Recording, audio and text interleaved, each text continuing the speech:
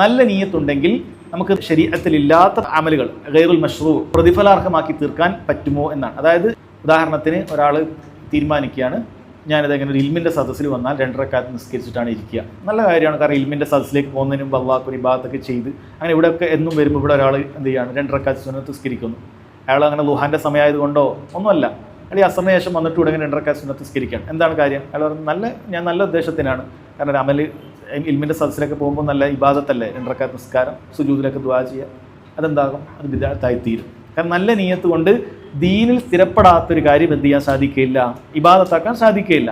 അത് നിസ്കാരമാകട്ടെ, നോമ്പാകട്ടെ, ഏതൊരു കാര്യമാകട്ടെ. ധാരാളം തെളിവുകളുണ്ട്. 3 വ്യക്തികൾ നബി സല്ലല്ലാഹു അലൈഹി വസല്ലം അടുക്കലേക്ക് വന്ന്, ഭാര്യമാരുടെ അടുക്കലേക്ക് വന്നു നബി സല്ലല്ലാഹു അലൈഹി വസല്ലമയുടെ വീട്ടിലുള്ള അമലുകളെ കുറിച്ചിട്ട് അറിയുന്നതിന് വേണ്ടിയിട്ട്. കേട്ടപ്പോൾ അവർക്ക് ഒരുപാടുള്ളതായി തോന്നിയില്ല. അപ്പോൾ ഒരാൾ പറഞ്ഞു, ഞാൻ ഇനി രാത്രി ഉറങ്ങുകയില്ല, മുഴുവൻ നിസ്കാരം.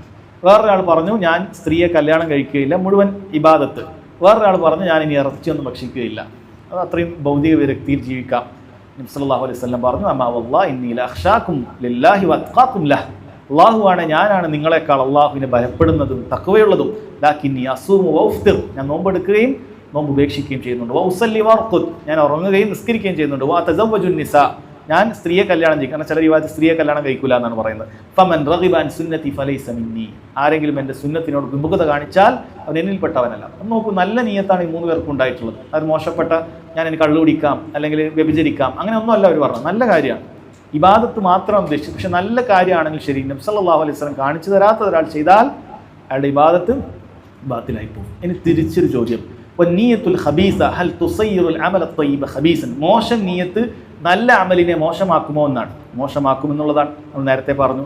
ദീൻ തലബുൽ ഇൽം എന്ന് പറയുന്നത് നല്ല അമലാണ്. പക്ഷേ ഒരാൾ ദുനിയാവാണ് അതുകൊണ്ട് ഉദ്ദേശിക്കുന്നത് എങ്കിൽ ലം യജിദ് അർദൽ ജന്നതി യൗമൽ ഖിയാമ, ഖിയാമത്ത് നാളിൽ സ്വർഗത്തിൻ്റെ അർഫൽ ജന്നതി യൗമൽ ഖിയാമ, ഖിയാമത്ത് നാളിൽ സ്വർഗത്തിൻ്റെ പരിമളം അയാൾക്ക് ലഭിക്കുകയില്ല എന്ന് പറഞ്ഞിട്ടുണ്ട്. അതേപോലെ പണ്ഡിതന്മാർ പറഞ്ഞതാണ്, സ്വന്തം ഭാര്യയുമായി ലൈംഗിക ബന്ധത്തിൽ ഏർപ്പെടുക എന്നുള്ളത് സ്വതക്കക്ക് തുല്യമായിട്ടുള്ളൊരു കാര്യമാണ് എന്ന് പറഞ്ഞിട്ടുണ്ട്.